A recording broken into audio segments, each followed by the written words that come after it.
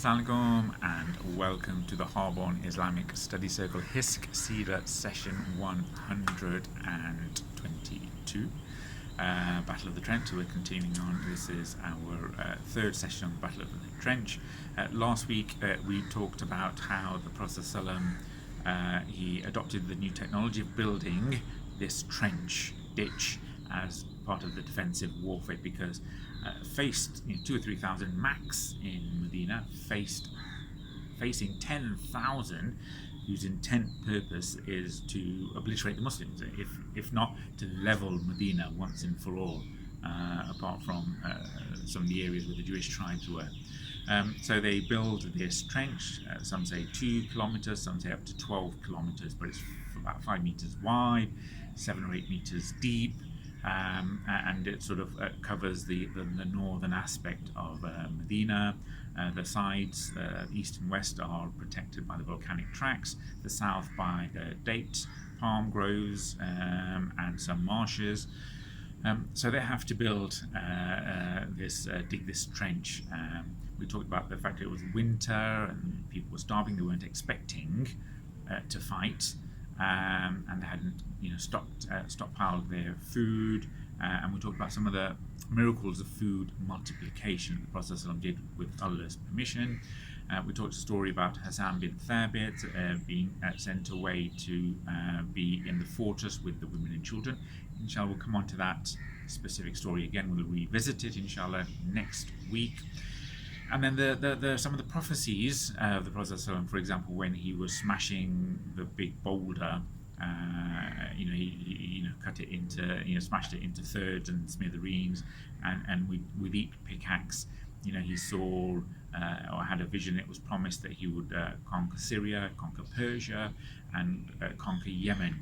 And again, Persia is, as we would consider the Americans in this time, not quite invincible, but the major superpower. And the Prophet is promising his Sahabae, in the depths of winter, they're starving, they're hungry, they're fearful of their lives, that you guys are going to conquer Persia. So, lifting the morale of the Muslims. So it took about a week or so to build. Some say it took up to 2 weeks to dig this trench. The actual siege lasted for about a month. Some say 30 days, some say 40 days, essentially it's just a time of sitting and waiting. There's not much else they can do during this month. There's a few skirmishes which we'll talk about inshallah today, but other than that, there's a bit of intrigue. There's not much face-to-face fighting. Certainly the armies don't face off, and that was the whole point of digging the trench. So this is taking place in the 5th year of Hijri. Some say the Prophet he left his house in Dhul Qadar. Some say it was Shawwal. But anyway, once the trench was dug, portions were assigned to Muslims to patrol and guard each section. All the male Muslims, they were out. They'd left the houses. The women were in one of the forts. The Muslims were in tents, so they were having to sleep on the front line, obviously, because they could be attacked and taken by surprise at any moment in time. So they had to erect their tents and stay in their tents. And some of the narrations are it was so cold that people would go back into the tent, warm up, huddle together, warm up, and then go back out and start patrolling. There had to be a 24/7 patrolling of the trench. The Sahabi said, look, our days were the same as our nights. Basically it was just full on all the time. They had rotas, and they had their own specific areas that they were patrolling and guarding. And in the depths of the night, when they're guarding, they were told that whoever's patrolling the trench, he needs to shout out periodically, Allahu Akbar. again, it's a way of ensuring in the depths of night when you don't have street lighting, etc., that people are aware that the area is safe and it's patrolled. So again, these were some of the issues around the patrolling. One story just before they set out to go to their tents is, again, this was before hijab was revealed, where Aisha, she reports that she saw Saad ibn Abi Waqqas. She saw. We'll talk about it in a second. Where Saad bin Muad, he's leaving the house and he's only got armor which is covering his chest area. So he's got his hands are bare, his face and neck is bare, and it's only the top half. And she remarks to Saad's mum, because there's conversations happening between Saad and his mum, and his mum is Saad's mum, and Saad's the leader of the house, saying, look, you stop wasting your time with me, go to the front line, do your duty. And he wants to say his goodbyes to his mum.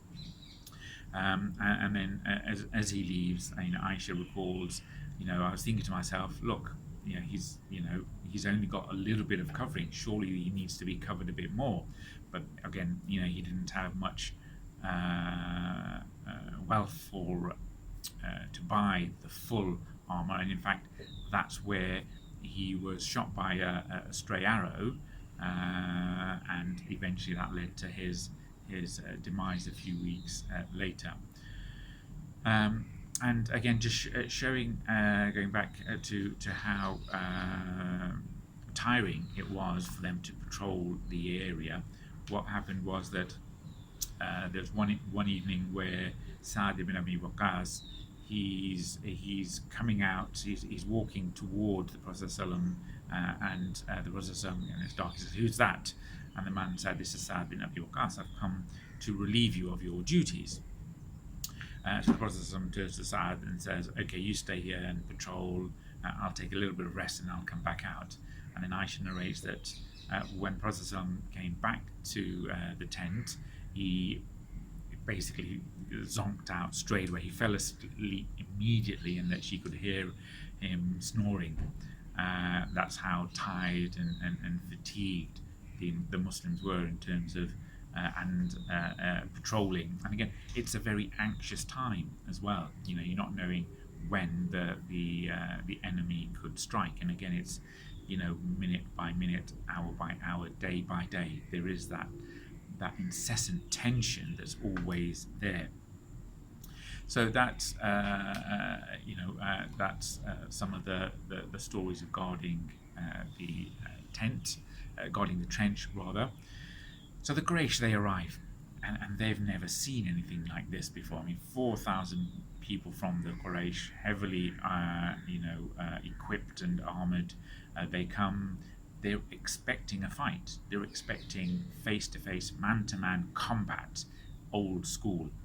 And they come and they see this trench and they say, what trickery is this? They're just never encountered this before, obviously, because it's new to Arab warfare. They do it in Persia. And so they're there with their horses, 300 horses, 150 camels, and with all the other Confederate leaders, the other Allied heads, and they don't know what to do, because they'd agreed to meet at this point, at this time, and then they're encountered this ditch, so they've got no option. They came to fight, but they've got no option but to lay siege. And the fact that they are these allies, and that's one of the reasons why the battle failed on their part, because they've got no single chain of command. You've got 3 or 4 different leaders in charge. You've got 3 or 4 different leaders in charge of the different tribes with the different agendas. There's no single chain of command. So that again, that leads to the eventual collapse of the battle, as we'll see in a week or two's time, inshallah. So all the Muslims are Muslim men are at the front line, probably about 3,000 max. They're camped fairly close to each other in the Mount Silla area, and we talked about that when they're digging the trench.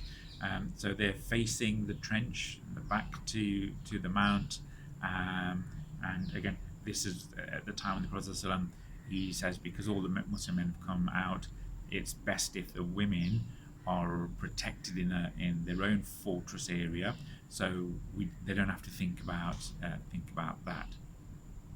So that's the Muslims. So just quickly talking about the leaders of the enemies, the allied leaders. So the Quraish, and again, it was following the expulsion of Banu Nadir, that the Jewish tribal leaders, they went around and they formed this mercenary army. They're paying these people to come and fight for them so they can take back Medina, take back control of the city that they were exiled from. So the leader of the Quraish is Abu Suffyan. Again, following the battle of Badr, he's the most senior Quraishi leader, nobleman as well. His real name is Sakr ibn Harb ibn Ummayah, and he's from Banu Ummayah. And again, his son Muawiyah is the one who becomes the first dynastic leader, and that's where you get the Umayyads, who took over the Khulafa role after the Khulafa Rashidin. So he's from Banu Ummayah. He is an enemy of the Prophet ﷺ, but he's not a wicked, vile enemy. And again, most of these wicked and vile enemies were defeated either in Badr or a couple of them in Uhud. So he's rather more old school in his dealings with the Prophet ﷺ, retains a degree of nobility, and there's a few others like Suhail and other people who are of that ilk as well.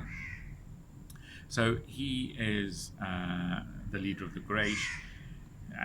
He later on becomes Muslim. Obviously, we will talk about that, inshallah. But after the battle of Hunain, the Prophet ﷺ, gives him an inordinate amount of wealth as a way of softening him up. And after that, Abu Sufyan, he does change, psychologically. And again, this shows the benefit of giving gifts. And he goes, and it said something like, Wallahi, you're the most generous person I've ever met. May my parents be ransomed for you. I fought you, but you remained a noble enemy. And now that I've got peace with you, peace agreement, you still remain a noble friend. So obviously the Quraysh leader is him. Now one of the other leaders of the Ahzab, there's a 1,000-strong group that's from Banu Assad, and we've talked about Banu Assad before. Now his name is Tulayaha. Now Tulayaha, we'll come across him again later on in the Seerah, post-Seerah. Here's sort of 70,000 strong people from Banu Assad. He is Tulayaha. He's, I think, the second or third person to, following the death of Prophet who claims he is a prophet, right? And he's receiving revelation. So Tulayaha, he becomes a nominal Muslim. When everyone's becoming a Muslim, this is in the 9th year of Hijri, the year of delegations. Everyone is becoming a Muslim. So he declares that he is a Muslim outwardly. Soon the Prophet dies. A couple of years later, he renounces that and declares himself a prophet, because he's seen how this thing works. A prophet, you get all of this power and wealth, and he doesn't go deeper than that. He's just pure dunya for him. There are about 9 or 10 people who declare themselves prophets after the Prophet died, and that these lead to the war of Ridda, apostasy, that Abu Bakr waged in his couple of years as Khalif. And the most famous is Musaylim al-Khadab, and we talked about him. And Washi is the one who killed Hamza with the spear. He also kills Musaylima al-Khadab, the liar, with the same spear.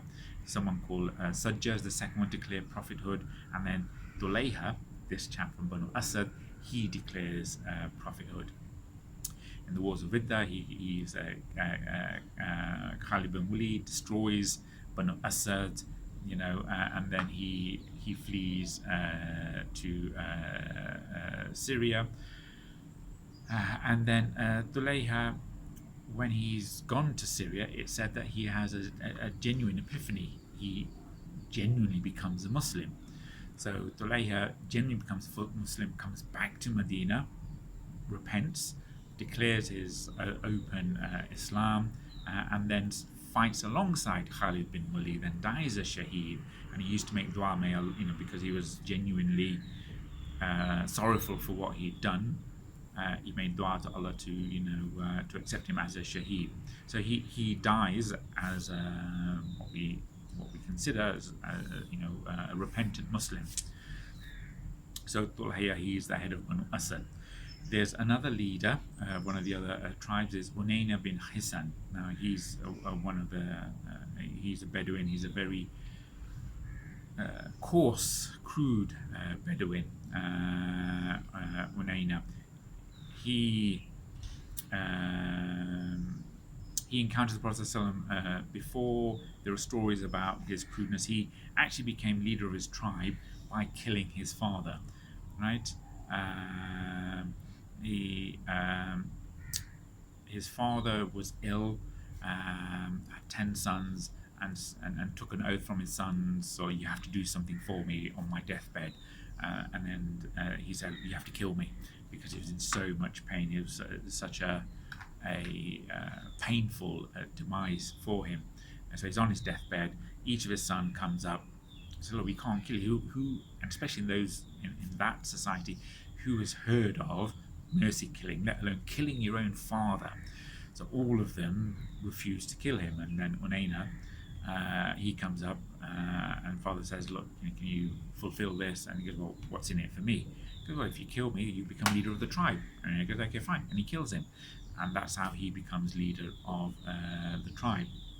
And other stories about him is once he barged into the Prophet's house without knocking, and the Prophet says, look, where are your manners? You need to knock before you come. You need to ask for permission. And then he goes, look, I've never asked permission from an Arab like you before, so I'm not going to start now.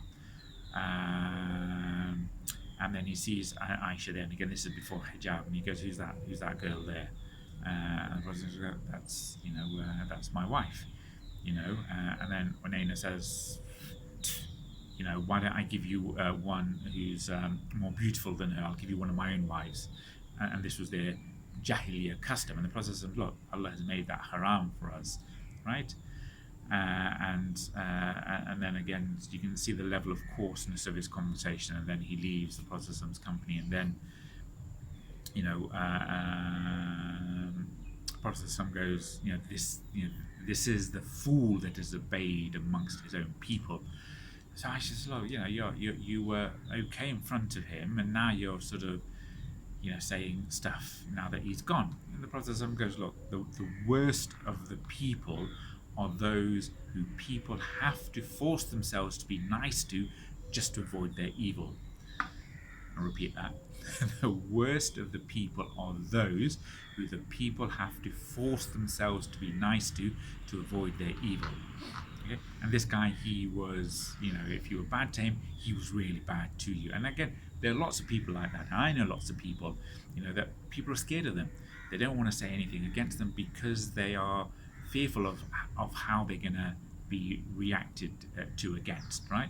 They're fearful of their bullying. They're fearful, of the evil people. They're fearful of the way they're going to be bullied, the way they're going to be ostracized, the way they're going to be slandered. To avoid all of that, it's all happy, smiley in front of them. And there are a lot of people like that, and certainly in our communities, we find these people whose loyalty is paper thin, and people have to force themselves to be nice in front of them to avoid being singled out by them. Anyway, this Unayna, he's later on, after the Prophet dies, he follows Tulayaha, who we just talked about. He becomes a follower of Tulayaha, and then he gets captured by Khalid bin Walid. And people say, how could you follow Tulayaha when you were a Muslim? Right? Tulayaha is claiming to be a false prophet who later becomes a genuine Muslim, and we believe. And then Unayna said, I never was a Muslim in the first place. I never really accepted Islam. Everyone was doing it. I just needed to save my neck. So I became a Muslim on the surface of it. So this is Unayna. The other group is Ghatafan, right? After the Quraysh, they are the largest army. They're a mercenary army. They're only there because the Banu Nadir and the Jewish tribes of Khaybar have promised them half the produce of Khaybar, right, which is a fortune. Half of the produce of Khaybar they will get for taking part in this battle. So they turn up, again, proper mercenaries. So they know what's in it for them. The others, Abu Sufyan, the tribes allied with Banu Nadir, Banu Assad, they're in it partly because of their hatred of the Prophet, partly because of a religious war.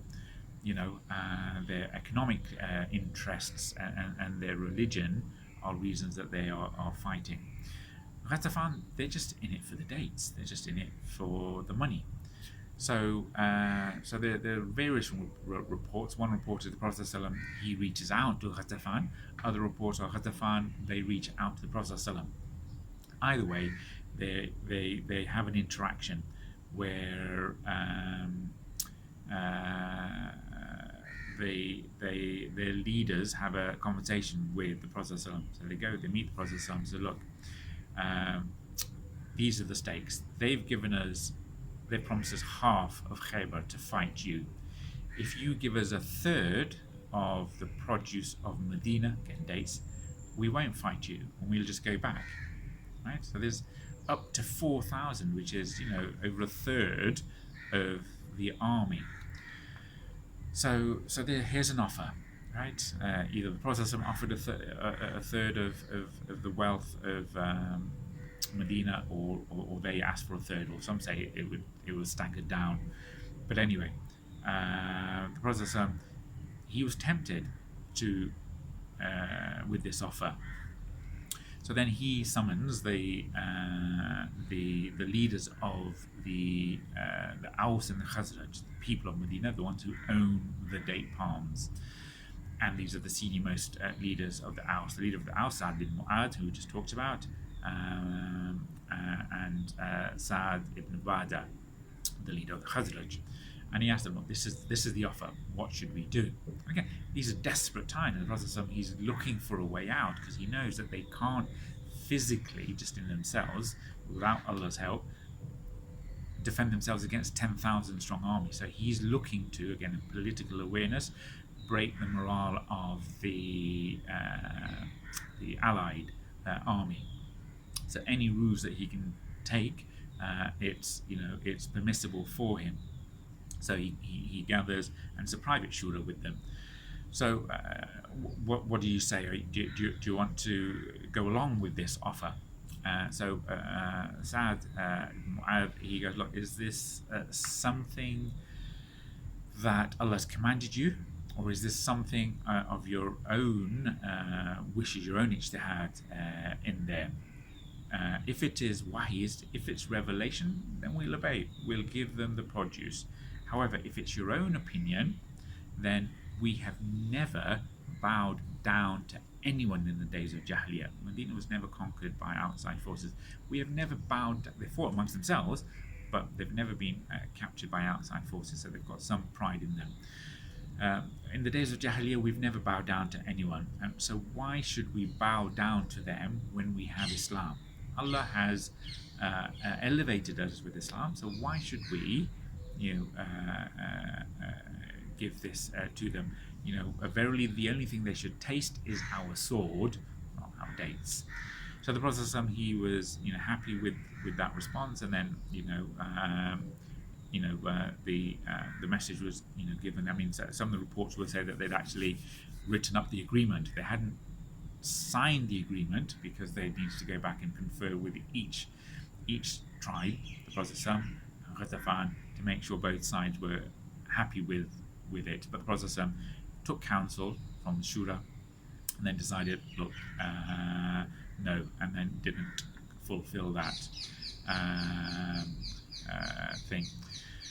So some of the other skirmishes that happened, so the Quraish and the Ghatafan and the other tribes, they see the trench, they can't attack, so they have to lay siege, and then they try to find weak spots within the trench. If it's narrower, if there's other places where they can go in, there's obviously no way around for the whole army to go through.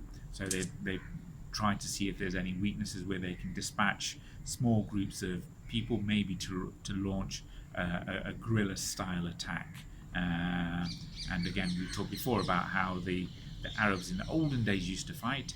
They used to be sort of on the battlefield, but chaotic. They used to sort of be little groups of people that used to sort of punch, counter punch.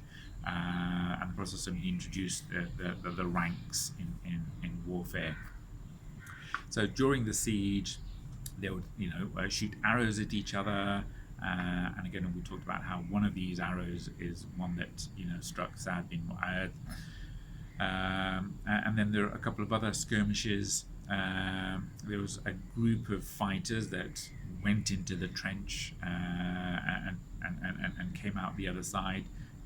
There were three of them. There was Amr bin Abd-e-Wudd, Amr bin Abd-e-Wudd. There's Ikrimah ibn Abi Talib, and Zubair ibn Al Khattab, and other reports on other occasions, Khalid bin Walid. So these three, surrounded by a small posse, they start to challenge the Muslims. So Amr ibn Abd-e-Wudd, he is an experienced fighter. He put on a red turban, and we say this was some of the Muslims used to do, up with the jana and the turban of death when they would fight. So he'd put on a red turban, and he was known to be a really fierce, brave warrior. So Amr, he struts to the Muslim camp and says, who's going to fight me? Who's going to fight me? And so Ali ibn Abi Talib, he stands up and says, I will. But the Prophet says, yeah, Ali, this is Amr ibn Abd-e-Wudd, right? Let one of the senior Muslims, fight him. I.e., one of the senior Muhajir fight him. But then no one stood up. So Amr, he challenged him again. Who is there to fight me? And then Ali stood up again. The Prophet said, sit down. This is Amr ibn Abd-e-Wudd. Let someone else fight him. No one else stood up. And then again, so Amr was challenging him for the third time. And then Ali says, let me fight him. And then the Prophet sees there's no one else, and then he allows Ali ibn Abi Talib to go. And Ali's probably in his mid-20s by now, or mid to late 20s. So he goes up to Amr, and Amr says, look, who are you? And he goes, I'm Ali, Ali ibn Abi Talib. Ali Ali ibn Abi Talib. He goes, look, I've got no quarrel with you. I'm not here to fight a kid. Go back, send a proper man. I don't want to fight a kid. I don't want to kill you. I have no desire to harm you. You're just a boy. Then Ali ibn Abi Talib says, well, I have a desire to kill you. So Amr gets really wound up by that. And so he charges at Ali. And we talked about how nimble a fighter was, especially in this Mubaraza, in the duel, where Ali, he put his shield up to take the full force of the blow of the sword. But he was agile enough at that age and he'd sort of obviously honed his fighting, his duel tactics.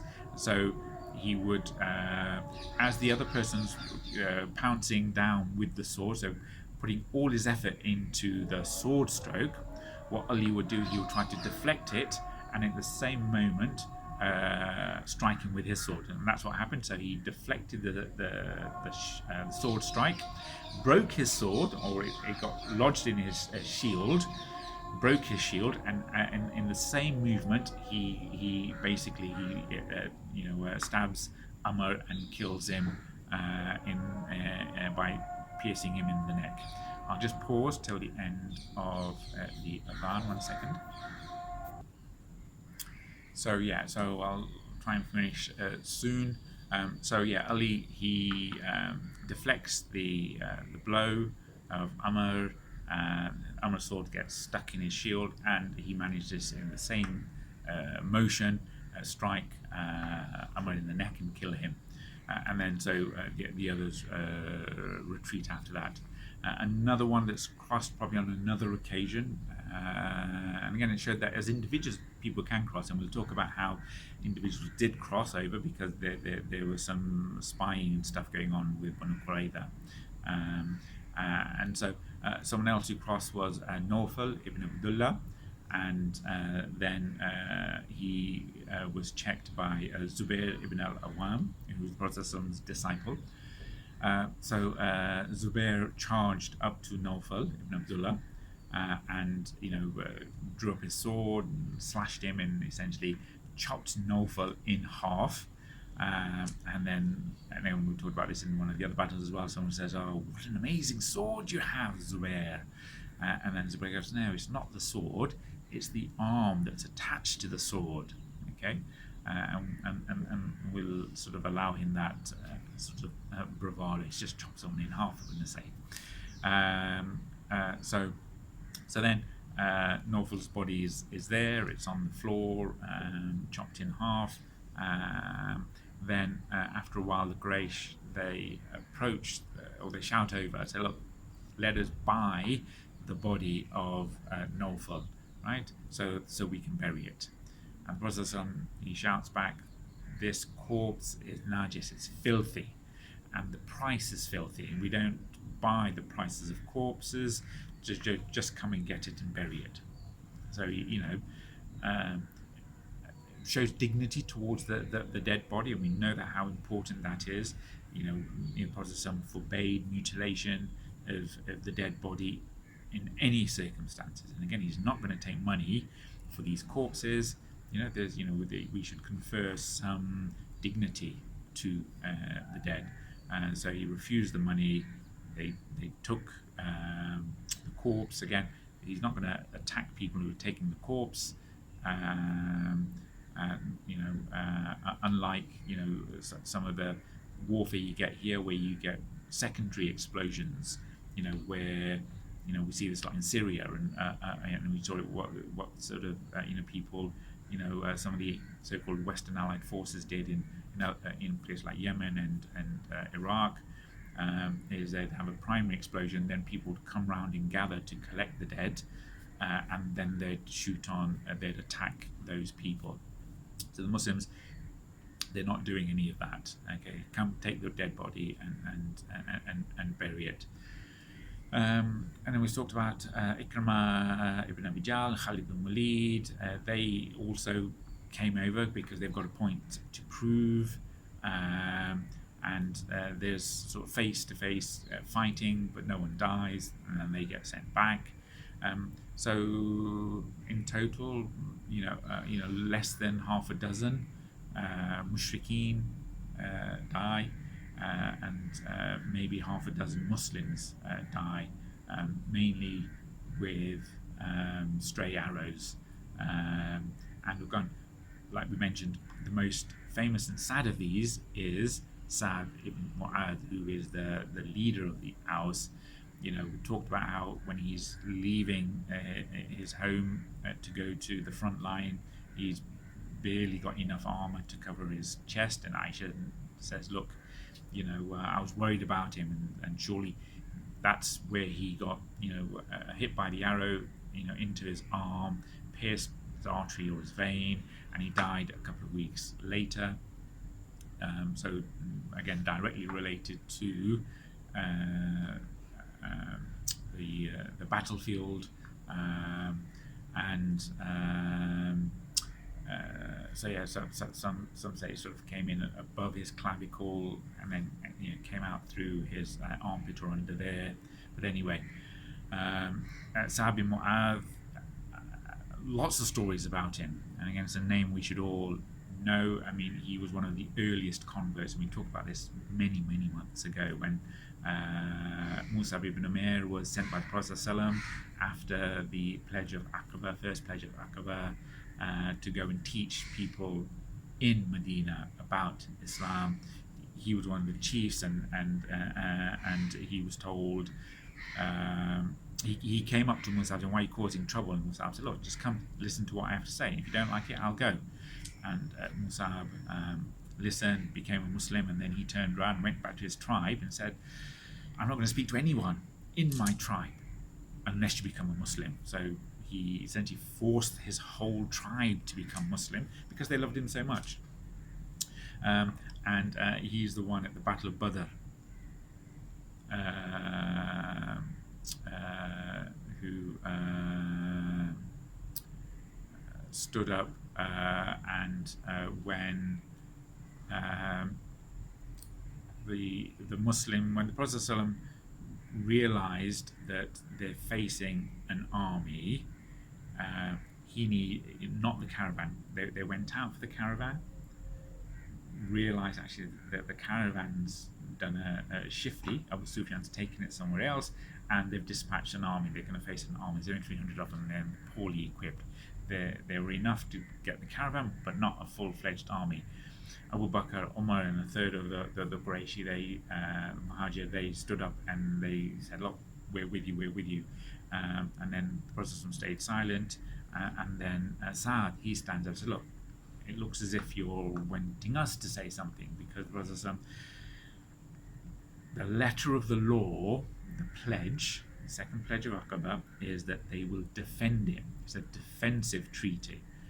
Right? This is an offensive action now, fighting outside Medina and fighting the Quraish. So he goes, perhaps you're waiting for us. Wallahi, go forth.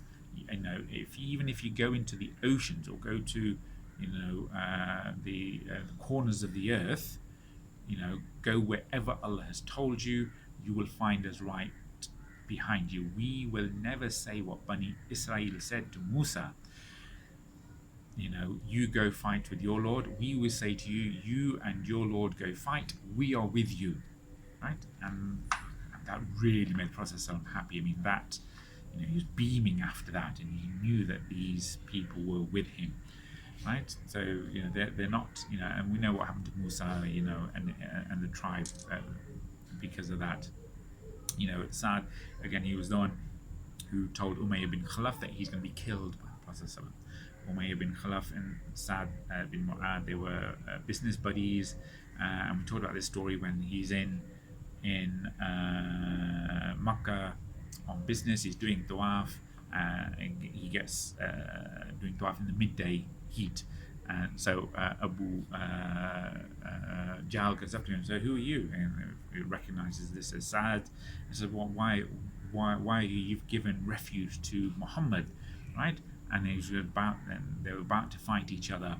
How dare you come here and prance around when you're given sanctuary to Muhammad? And then Ummayah then Saad and Abu Jahl have a slanging match, and then Ummayah tries to calm him down, and then Saad says to Ummayah, "Look, get your hands off me, for I heard the Prophet say he's going to kill you." And then Ummayah says, "Look, Muhammad said that he will kill me. It's going to be true. He will kill me. He's never spoken a lie." We talked about the irony of this. Even when you recognize the Prophet is truthful, you are still his enemy, and that's exactly what happened. And Saad bin Muad, again, I'll touch upon this later on, when he does die, the Prophet said the angels prayed his janazah. They took his body up, and it's in Bukhari that the throne of Allah shook on the death of Saad. Again, a couple of interpretations.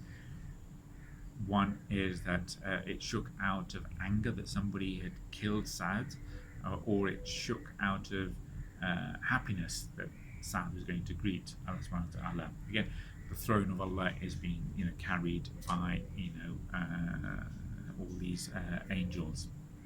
Whether it's figurative or how we interpret that, that's what's written in Bukhari. And finally, Saad, when he's wounded, he knows he's going to die. He knows this is his demise, and we'll talk about Banu Qurayza inshallah next week or the week after. And he's making this dua, the betrayal of Banu Qurayza. Oh Allah, if you will allow the Quraysh to come back and fight, allow me to live and fight them. But if there is no nation more despised to me than them for what they've done to your Rasul, but if this is my last battle, accept me as a shaheed, but allow my eyes to be sweetened and comforted by seeing what happens to Banu Qurayza.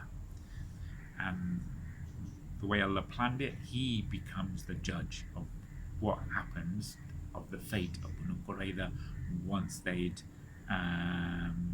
broken their treaty and declared war against the Prophet ﷺ. And one final thing then, talking about Saad bin Muad, again, a few years later, one of the kings sends a really lavish robe to the Prophet ﷺ, the likes of which no one in Medina had ever seen before. I mean, this is gold embroidered. It was, really, really plush, literally fit for a king or an emperor. And all the Sahabae, they're going, wow, look at this, and they're clambering over and they're touching it, they're feeling it, they're amazed by this robe. And Prophet ﷺ, he's looking at them, and then he's amazed at them. He's amazed at how amazed his Sahabi are at this worldly treasure, this piece of cloth. And then he says, for wallahi, he goes, are you guys impressed by this? Wallahi, the handkerchief, the tissue of Saad bin Muad in Jannah is better than all of this. Again, he revokes his friend Saad bin Muad, again elevating his status. Says his tissue, his handkerchief, right, is better than all of this in Jannah. Okay, so we'll finish there, inshallah. I need to go pray Maghrib, obviously, and then we'll talk next time about some of the other stories related to the Battle of the Ditch, but more importantly, the betrayal of Banu Qurayza, how that happens. So inshallah we'll finish there. Do remember us in your du'as. Do remember the Ummah in your du'as. Do like, share, subscribe. If you do have any questions, do email them in. So until next time, Assalamu alaikum from me, wa la inna al-insana fi khusr illa alladhina amanu wa amilu salihati wa tawasaw bil haqqi wa tawasaw bis sabr. Jazakallah khair, everybody. Assalamu alaikum.